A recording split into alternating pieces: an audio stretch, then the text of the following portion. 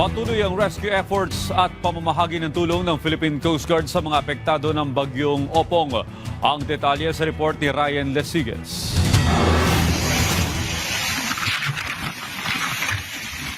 Sa gitna ng pananalasa ng bagyong Opong sa Eastern Visayas, abala din ang mga tauhan ng Philippine Coast Guard sa rescue operations. Sa San Isidro, Ormoc City sa Leyte, 20 pamilya ang inilikas ng PCG dahil sa banta ng pagbaha. Gamit ang rubber boat na iligtas sa kapahamakan ang mga residenteng ito.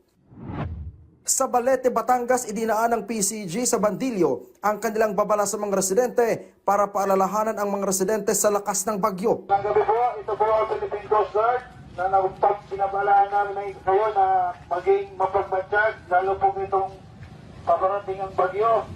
Lalo na po sa mga may mga bangka dyan.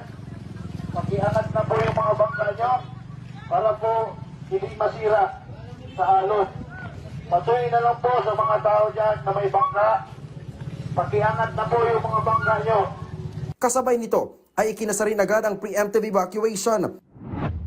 Sa Occidental Mindoro naman, maagang namahagi ng food packs ang PCG kasama ang San Jose MDRRMO sa mga residente.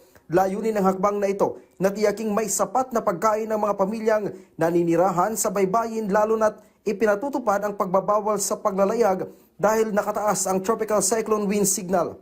Bilang paghahanda sa mga maaaring magiging epekto ng paparating na bagyong Opong. Ang lahat po ay hinihikayat na maging handa, maging mapagmatsyag at mag-isa sa mga abiso ng lokal na pamahalaan para sa kaligtasan ng bawat isa. Inikot din ng mga taga-PCG para magsagawa ng public announcement ang Mamburao Occidental Mindoro.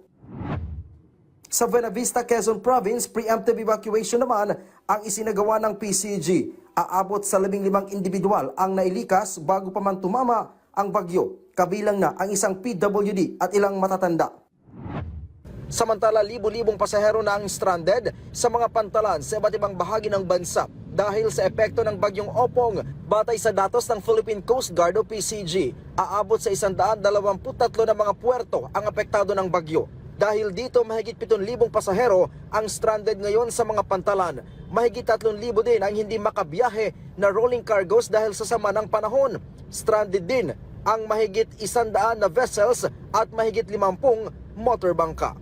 Ryan Lesigas para sa Pambansang TV sa Bagong Pilipinas.